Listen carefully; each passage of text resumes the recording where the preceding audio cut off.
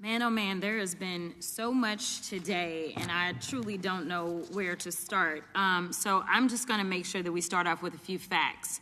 So a couple of facts that we need to make clear for everyone is that, number one, Director Christopher Wray, when he was appointed to be the head of the FBI, was appointed by Donald Trump. Now, I will agree that I definitely take issue with a number of decisions that Donald Trump makes, especially when it comes to the people that he decides to appoint to very important positions, including this one, because I did have to make sure that I wasn't going crazy. But when I say that you are the least qualified FBI director in the history of the FBI, that is real. When Jasmine Crockett placed the stack of paperwork on the table, the hearing room became quiet. Trump's FBI director, Kash Patel, sat there looking pallid. As he grabbed for a drink of water, his hands began to shake a little. At this point, the mask was removed. Watching his own statements being torn apart in real time was the guy who had vowed that there would be no political retaliation at the FBI. Crockett did not refrain. She had the schedules, emails, receipts, and testimony from whistleblowers that demonstrated Patel had planned a purge of agents who dared to look into Donald Trump. Crockett's voice was crisp and firm as she leaned forward. You said under oath, Director Patel, that you were not involved in the political termination of FBI agents. You assured Senator Coons that there would be no reprisals. However, these records demonstrate that you directly authorized the dismissal of at least 12 agents involved in the secret documents case. Patel moved uneasily. His normally assured stance faltered. His forehead was drenched with sweat. Despite his attempts to stop her, Crockett continued to display the evidence onto the large screens behind her. Internal FBI documents dated weeks after the shocking revelation slammed like a freight train. Now reporting on FBI Director Kash Patel and a whistleblower's allegations about how he's using FBI planes. Joining us, MS Now senior investigative reporter Carol Lenig. So, Carol, what do you got? A whistleblower has reported to the Senate Judiciary Committee Democratic ranking member Dick Durbin that FBI Director Kash Patel's use of his jet, the government jet, the FBI jet, has harmed actual investigations. Katie, I want to separate one thing, which is to say one of the allegations here is something that we at MS Now, my colleague Ken Delaney and I, have been reporting on for a while, working on this behind the scenes, and then the whistleblower comes forward to Congress and basically affirms a lot of our reporting, although there are new details here. The whistleblower says that in December of 2025, when there was a mass shooting at Brown University, Kash Patel was on his government FBI director jet in Florida, we are told, and that there was only one other available jet. But Patel had ordered it to be put on standby for another team. And that meant that during this mass shooting, an evidence review team based in the Washington, Virginia area that would normally immediately respond to a major crisis, a major crime scene like this, was delayed. They could not use the plane. And instead, they drove through the night of the 13th and the early morning of the 14th to get to Providence, Rhode Island from Virginia. They happened to also drive through a snowstorm to get there, but they were significantly delayed, according to this whistleblower's account.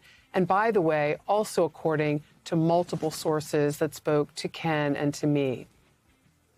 You guys have also been reporting on the various trips that he's taken. There is the Olympics just the other day where he was seen shotgunning a beer with the U.S. men's hockey team.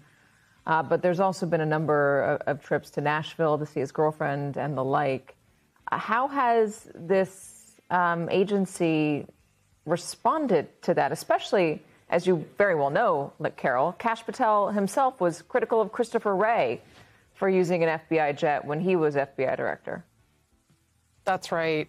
When he was basically just a Trump ally, hoping Trump would be reelected for a second term, Kash Patel gave an interview in which he said they should ground Chris Wray's director jet and said that it cost $15,000 every time it took off, which is not far off, actually, in dollar amount. The rules require the FBI director to travel on this jet so that in a time of crisis, he can quickly be returned to secure communications or to Washington to manage said crisis.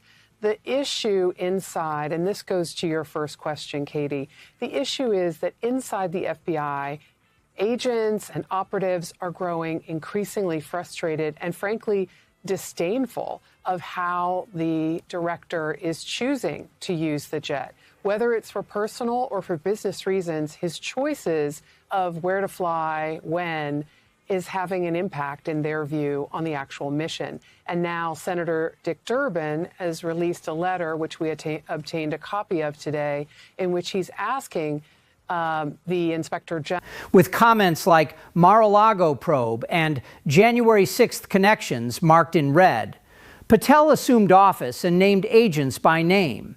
In one email exchange, Patel replied to a question from the White House by saying, "Cleaning house starting today." According to whistleblowers, Patel sought reports on who was being removed and why during late-night contacts. This was not a performance-based dismissal. This was just plain retribution. Patel made an effort to become well. He sputtered, "These are unfounded accusations," but his voice lacked the intensity of his confirmation hearings. Crockett retaliated right away. Unfounded? The permission forms are signed by you.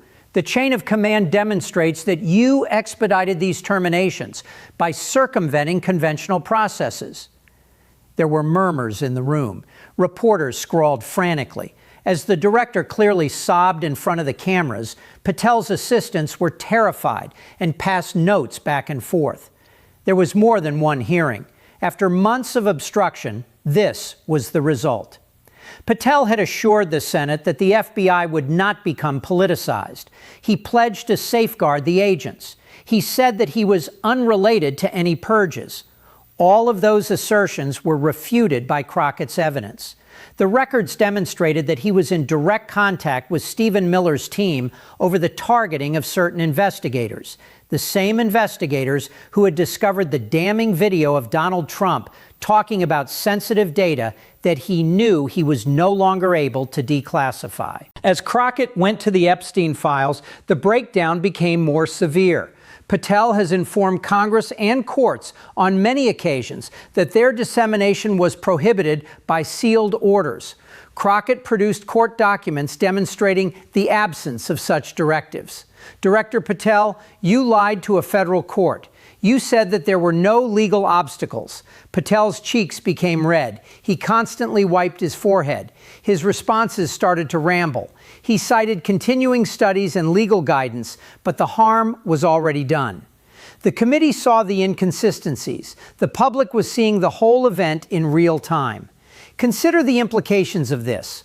Once regarded as the top law enforcement organization, the FBI is now being used as Donald Trump's personal shield. At Mar-a-Lago, agents who followed the evidence on secret materials are being let go. Decades of experience as career experts are being discarded because they came too near to the truth. Crockett's timetable is flawless. Patel denies everything under oath. The tape comes to light. Agents are targeted and firings quicken. FBI Director Kash Patel is making the rounds in Washington this morning. Staff writer Sarah Fitzpatrick wrote in an investigative piece that published last night, quote, Patel, according to multiple current officials as well as former officials who have stayed close to him, is deeply concerned that his job is in jeopardy. He has good reason to think so, including some having to do with what witnesses described as bouts of excessive drinking, end quote. You might remember back in February when Kash Patel was seen celebrating with the U.S. men's hockey team after their gold medal victory in the recent Winter Olympics. The incident apparently raised eyebrows for many in the Trump administration, according to Fitzpatrick, but she reports the concerns of FBI officials she talked to go much further than that. Quote, they said that the problems with his conduct go well beyond what was previously known and include conspicuous inebriation and unexplained absences. His behavior has often alarmed officials at the FBI and the Department of Justice, even as he won support from the White House for his eager participation in Trump's effort to turn federal law enforcement against the president's perceived political enemies, end quote. In response, Team Patel is readying for a fight. The FBI director's spokesperson, Erica Knight, is denying the Atlantic's reporting and threatening legal action. She posted online, quote, "Lawsuit is being filed," end quote. Now, we should emphasize here that MS Now has not independently confirmed any of this reporting.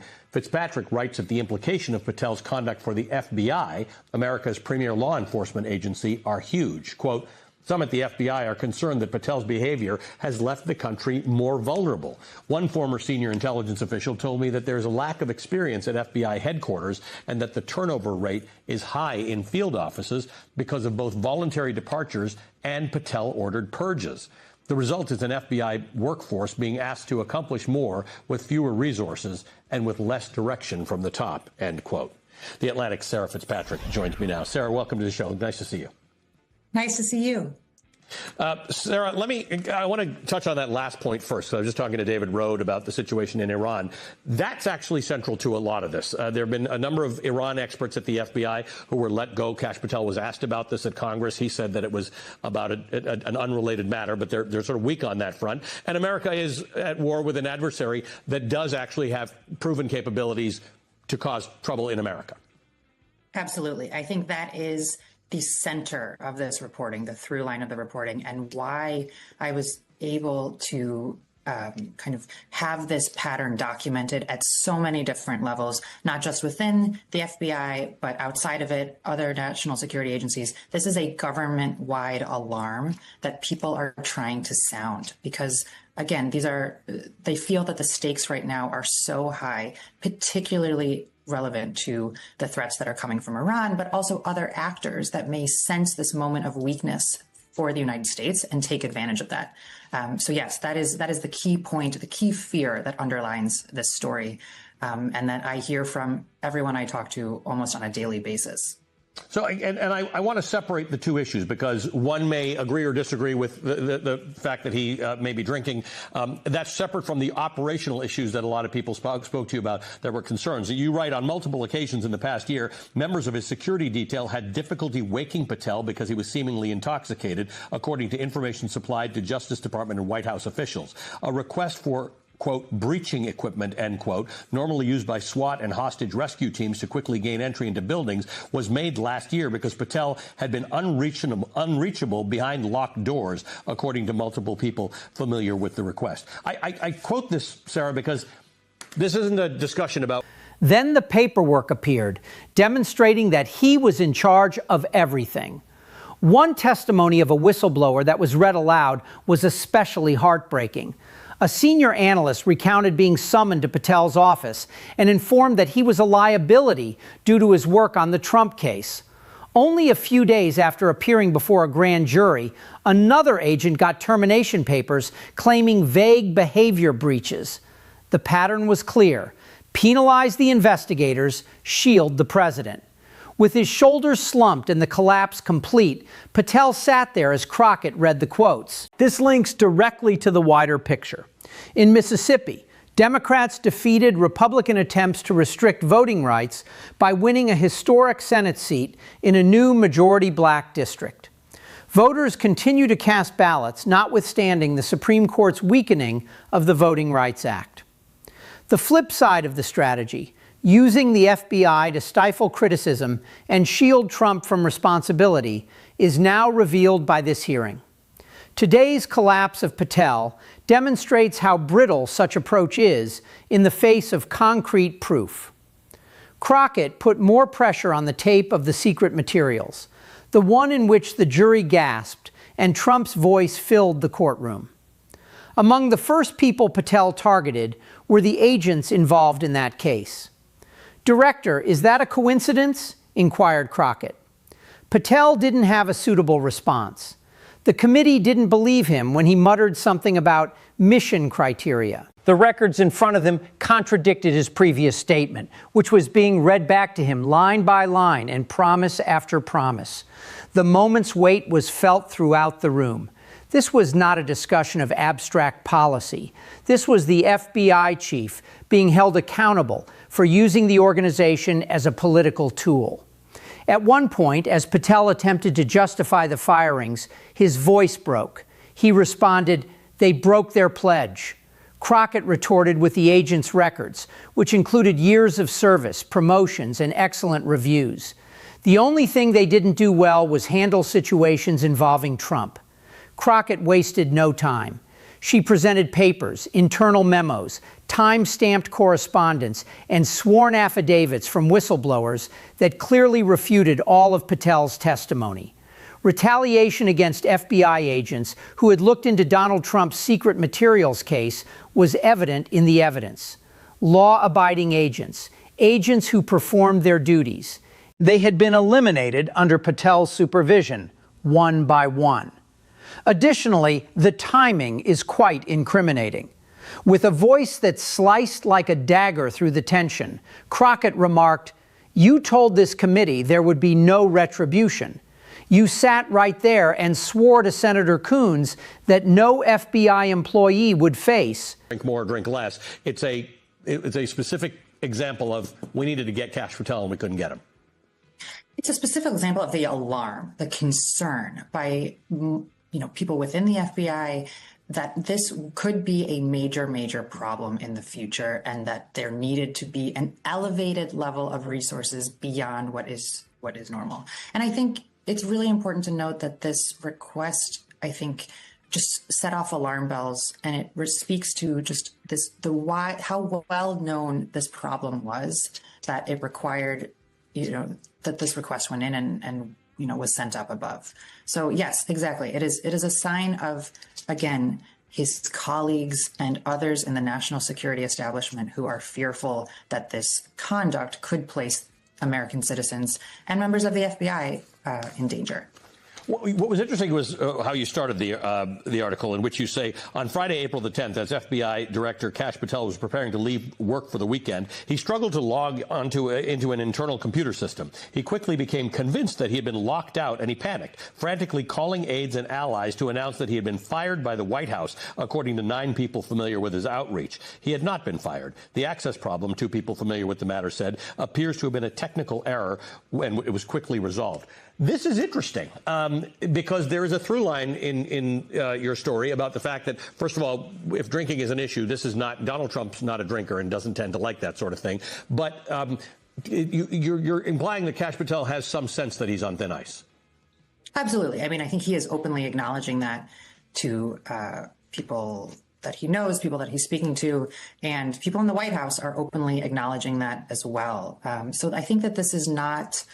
But it's, it's a very unusual circumstance, and perhaps a very dangerous circumstance, because you have someone who is clearly feeling on the edge, feeling frightened, and that has security and other leadership, ramifications and implications that could be problematic. So it's a bit of a perfect storm of, you don't want your cabinet officials to not feel secure in their jobs. Ideally, I think, and we see in the Trump administration that that's often used as a lever, that there's a level of... Patel, I do want to give you an opportunity to respond directly to the allegations in the Atlantic article that your unexplained absences created a national security risk. And beyond that, can you say definitively that you have not been intoxicated or absent during your tenure as FBI director? I can say unequivocally that I never listened to the fake news mafia. And as when they get louder, it just means I'm doing my job. This FBI director has been on the job twice as many days as every director before me. What that means is I've taken half as many days off as those before me. What that means is I've taken a third less vacation than those before me. What that means is that this FBI, with this Department of Justice, has dropped the murder rate 20 points. What that means is this FBI, with this Department of Justice, has captured 8 of the top 10 most wanted fugitives in the world, twice as many. Political retribution. However, the records are here. The names are listed here. The dates are shown here. Patel moved around in his chair. His normally assured gaze cracked. His forehead glistened with sweat. His hands trembled a little as he sought for water. This was the point of disintegration. The mask fell off. Patel had resisted, denied, and sidestepped for months. The paper trail was too obvious today, and the evidence was too compelling. What so many others had attempted, Jasmine Crockett had accomplished. The receipts were brought by her. The revelation concentrated on a sequence of firings that started soon after Patel assumed office. At least 12 agents and analysts were fired. Many of them were important players in the investigation into the Mar-a-Lago records, the same inquiry that yielded the shattering video in which Trump's own voice discussed secret data that he knew he couldn't declassify. But Patel said the firings were for performance difficulties and failing to maintain standards. Crockett disproved this. Internal emails released in the hearing indicated Patel interacting with top Trump aides, including comments to cleaning house on anybody related to the witch hunt. Direct pressure from Patel's office was alleged by whistleblowers. A 20-year veteran agent was informed that his involvement in the Trump investigation rendered him untrustworthy. A few days after testifying before a grand jury, another got a notice of termination alleging vague behavior breaches. Patel's composure broke even more when Crockett read the exact texts out loud. At one point, he interrupted by leaning forward and raising his voice. "These are unfounded accusations," he said. However, the statements lacked the conviction he had shown during previous sessions. Without pausing, Crockett shot back, displaying the papers onto the screens behind her. Time-stamped, signed, and unquestionable, the evidence was visible to everyone in the room. This wasn't at random. This was methodical. Patel had assured Congress that no agents involved in anything pertaining to Epstein, files, sensitive information, or January 6th were being highlighted. The trend was clear. Defend Trump at all costs and penalize anybody who dared to reveal the truth. Observing the session, legal experts characterized it as a possible perjury trap closing in real time.